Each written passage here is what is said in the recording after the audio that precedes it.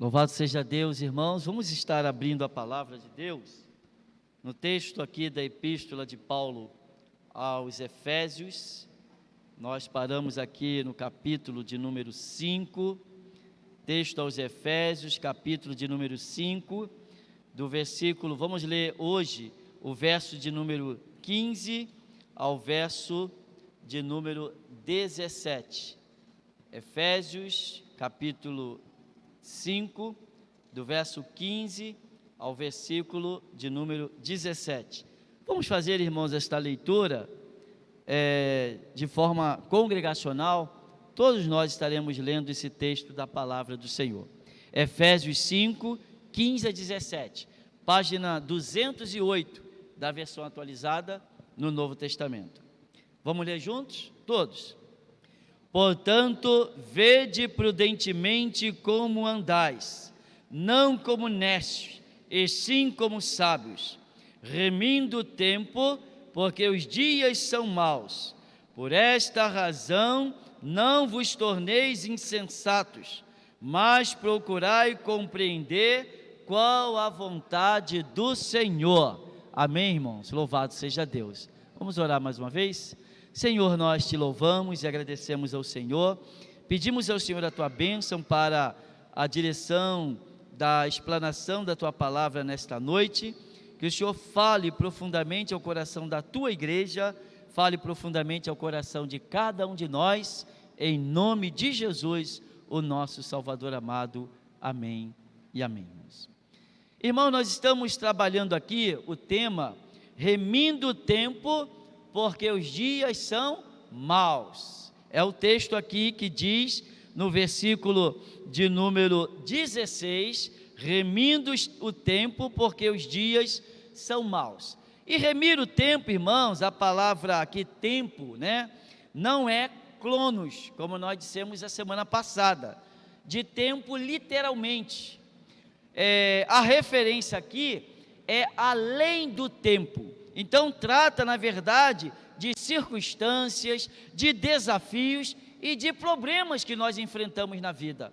Então remir o tempo é remir as circunstâncias, remir os desafios e remir os problemas. Então o sentido da expressão aqui, remir o tempo, devemos resgatar as circunstâncias contrárias àquilo que Deus quer para a nossa vida, aquilo que Deus quer para a vida da nossa sociedade. Então, remir o tempo, irmãos, é resgatar as circunstâncias contrárias a Deus. E quando nós olhamos para esta sociedade, nós percebemos que essa sociedade, ela é totalmente contrária a Deus, Vive a vida contrária às coisas de Deus, aos princípios e propósitos de Deus na sua santa palavra, Então a questão é, como lidar com as circunstâncias diversas nesta sociedade, nesta época, remindo o tempo, ou seja, resgatando as circunstâncias contrárias a Deus. Como vamos lidar com essas circunstâncias?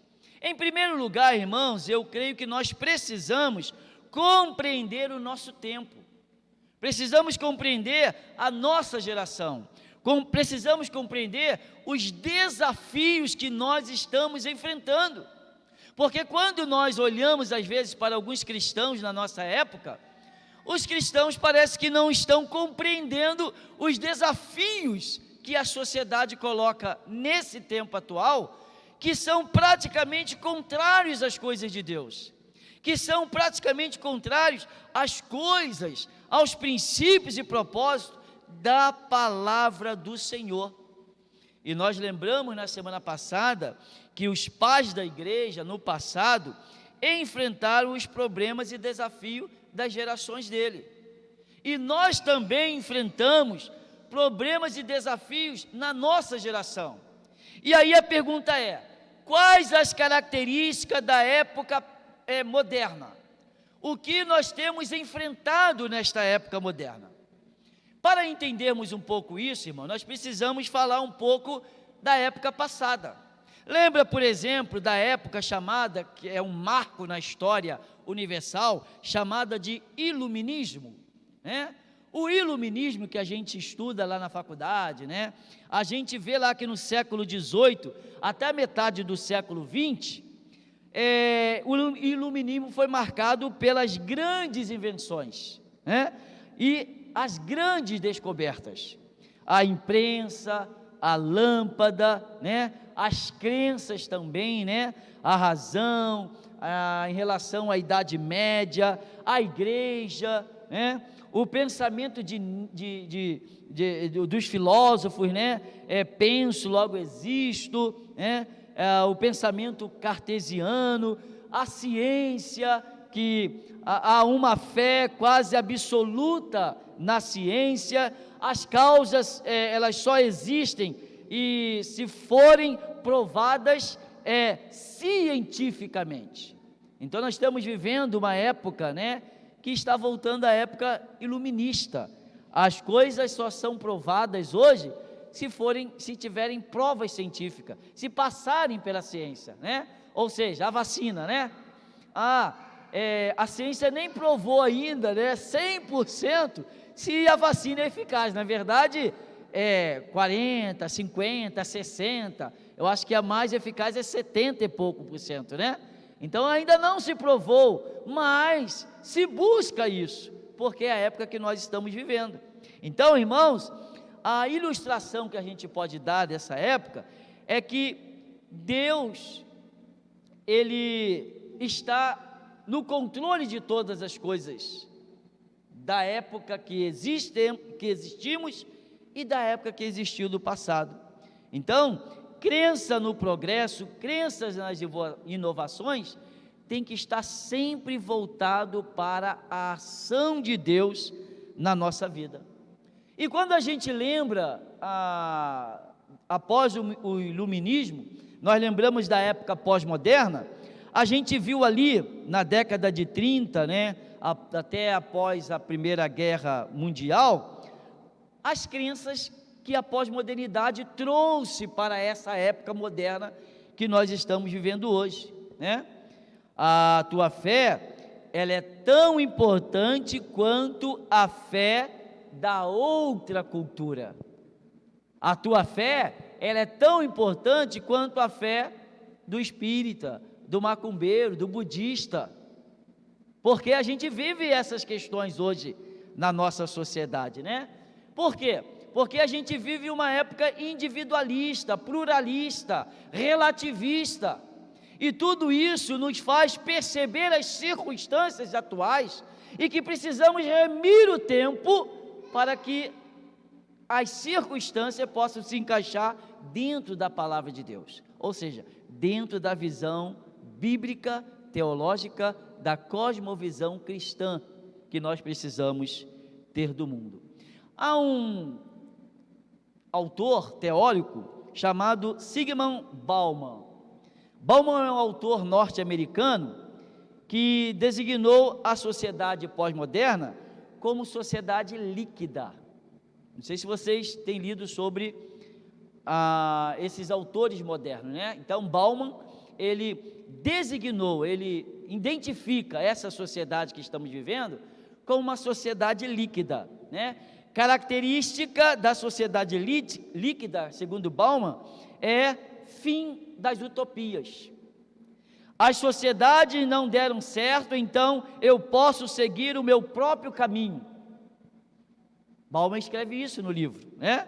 Então, a busca pelo prazer individual, tanto o prazer filosófico da vida do indivíduo, como o prazer religioso, como o prazer cristão. Ou seja, hoje existe igreja desigrejada, né? Já ouviu falar desse termo? A igreja desigrejada, as pessoas que não são membros de igreja nenhuma, mas se dizem cristãos, né? Estão adorando a Deus na sua casa, através da televisão, através da mídia, através da live, né? Estão adorando ao Senhor. E neste prazer individual, nós temos a busca pela felicidade. Todos os homens buscam ser felizes, né? Aí a gente vê nessa sociedade uma busca intensa pela mudança do corpo, né? Corpo atlético, corpo físico, todo mundo malhando, todo mundo fazendo ginástica, todo mundo, né, fazendo Cooper, correndo, todo mundo fazendo alguma coisa para que o seu corpo, né, possa estar sendo visualizado como um corpo saudável, Mas, irmãos, a gente continua dizendo, quais são os desafios que enfrentamos nessa sociedade, né? Nós vimos aqui que diante dessa realidade que nós enfrentamos, será que devemos assumir? É um grande desafio e reflexão que precisamos ter. Será que precisamos assumir a cultura, as ideologias da presente sociedade? Será que precisamos assumir isso? A cultura e a ideologia dessa sociedade que nós estamos vivendo nela? Lembra do profeta Daniel, irmãos? E os seus amigos, os seus 3 amigos? O texto diz lá, resolveram firmemente não se contaminar com as iguarias do rei. Às vezes, irmãos, faltam isso no cristão moderno hoje, no cristão da atualidade. Não se contaminar com as iguarias que a gente encontra nessa sociedade. E essas iguarias que parece nos trazer um prazer ou uma felicidade, mas são prazeres e felicidades que não são plenos, não são reais, porque o texto lá do cântico antigo, né, diz que só Jesus tem a paz. Deixo-vos a paz, a minha paz vos dou. Só Jesus pode trazer felicidade verdadeira para a vida do indivíduo crente. Mas qual é o problema com a sociedade evangélica nessa sociedade atual? É que os crentes hoje não leem a Bíblia, os crentes hoje não fazem oração, os crentes hoje não têm contato, não têm aproximação, não têm intimidade com a palavra de Deus, quiçá com o Deus da palavra. Todo mundo sabe de Deus nessa sociedade. Conversa com alguém aí fora, diz assim, você conhece Jesus? Ah, Jesus é o cara, Jesus é o Filho de Deus. Mas quando diz assim, onde está aquele versículo assim? Ah, cara, ó, não leio a Bíblia, mas eu conheço Deus. As pessoas têm conhecimento de Deus, mas não têm intimidade com Deus, não têm intimidade com o Senhor. Então a gente vive hoje, irmãos, nessa sociedade, assim, desafios muito interessantes, porque nós estamos vivendo numa sociedade de igreja modernistas. Como esta igreja modernista? Profunda identificação com a contemporaneidade, né? Aonde a música, desculpa o pessoal da mídia e do louvor, mas a música, os vocabulários, as vestimentas, o espaço físico e etc. são ênfase nos relacionamentos. Pergunta, por exemplo, a igreja aqui, qual foi o texto bíblico que foi lido e o tema do sermão do domingo passado? Difícil, a gente vai fazer uma memória, tentar assim, forçar a nossa memória, mas o cântico que a equipe de louvor cantou, está lá na cabeça, né? A música está lá, mas o sermão, a leitura da palavra não está. Está vendo a importância que a gente dá? Então, a gente vive nessa igreja moderna hoje, né? Onde a tradição, ela é desvalorizada. O pastor chama alguém no gabinete para conversar, né? A pessoa vai assim, né? O que o pastor quer comigo, hein? Por que eu vou ter que falar com o pastor? Por que eu tenho que ir no conselho, né? Então, valorização do conteúdo da verdade cristã, ensinadas nas Escrituras, apego às tradições como se fosse ideal de Deus, não é valorizado nessa sociedade, né? Por isso que essa sociedade chama essas questões bíblicas, dos princípios bíblicos, de patriarquismo, né? Ou patriarca, onde a pessoa do pai, do líder, do pastor, está fora de moda. O importante é que eu vou lá na internet, aperto um botão, busco lá e sei como desenvolver todas essas coisas. Não preciso de orientação do pastor, não preciso nem ler a Bíblia. Aí é que a gente falha nessa sociedade, né? Então, dificuldade de comunicação do evangelho, né? Tem extrema rigidez nas estruturas hierárquicas. Essa sociedade, ela tem extrema rigidez, é rígido com as estruturas de hierarquia. Quer ver um exemplo, por exemplo? Os mais velhos aqui não saíam de casa sem dar bênção ao pai e mãe. Hoje, rapaz, se falar para um filho assim, onde você vai? Pai, por amor de Deus, vai me perguntar onde eu vou? É? Então, essas coisas que estão dentro da nossa família, também está na igreja, também está na sociedade, porque essa sociedade é assim. Então, irmãos, a pergunta é, o que devemos fazer como cristão, com a igreja vivendo nesta era? O que podemos fazer? Podemos adquirir e aceitar essa estrutura, essa cultura que a igreja está vivendo hoje? Ou precisamos ter mais intimidade com Deus, para que, obtendo o temor do Senhor, possamos ser sábios nessa sociedade, para ensinar essa sociedade a buscar ao Senhor, como precisamos buscar ao Senhor. Por isso que Paulo, em Romanos capítulo 12, verso 1 e 2, ele diz: rogo-vos, pois, irmãos, pelas misericórdias de Deus, que apresenteis o vosso corpo por sacrifício vivo, santo e agradável a Deus, que é o vosso culto racional. E ele continua no verso 2: e não vos conformeis com este século. Não podemos nos conformar com este século, esse mundo, mas transformar este mundo pela renovação da nossa mente, ou seja, daquilo que aprendemos de Deus, daquilo que aprendemos da palavra do Senhor, da nossa nova vida em Cristo Jesus. Por isso que o apóstolo Paulo, ainda lá em 1 Coríntios, capítulo 5, 17, diz: aquele que está em Cristo é o quê? Uma nova criatura. Todas as coisas velhas passaram, e eis que tudo se fez novo. Então nós precisamos, nessa sociedade pós-moderna que vivemos nela, levarmos tudo nas circunstâncias da palavra de Deus. Isso é remir o tempo, é voltar todas as questões do nosso princípio, da base que nos estrutura, para as coisas espirituais, para as coisas de Deus. Só aí poderemos vencer, senão não vamos conseguir vencer, irmãos. Então, irmãos, eu convido a você, a todos nós, a igreja, para olhar para a palavra,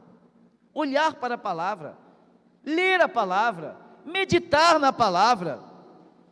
Veja o que está registrado lá em Atos capítulo 2, versos 42 a 47, como viviam os convertidos? Perseveravam na doutrina dos apóstolos, na comunhão, no partir do pão, nas orações. Em cada alma havia temor, e por isso muitos prodígios e sinais eram feitos por intermédio dos apóstolos.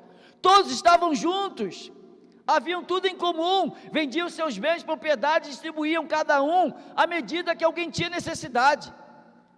E diariamente, diz o texto lá, perseveravam unânime no templo, partiam pão de casa em casa, tomando suas refeições com alegria e singeleza do coração. Enquanto isso, verso 47, como diz C.S. Lewis no seu livro Cristianismo Puro e Simples, enquanto isso, ou seja, enquanto perseveramos na palavra, na doutrina, enquanto oramos, enquanto temos comunhão com os irmãos, vivemos a vida comum cristã, verso 47 diz: o Senhor acrescenta dia a dia os que vão sendo salvos. Só que a gente quer ter hoje frutos sem viver prática de palavra. A gente quer ter frutos, quer fazer com que pessoas se convertam ao Senhor, vivendo esse dia moderno, ou essa sociedade moderna, sem se importar com as coisas espirituais e com as coisas da palavra de Deus. Está tudo errado. Precisamos voltar ao princípio. É isso que o apóstolo João nos ensina, a voltar ao primeiro amor. Sabe aquele primeiro amor?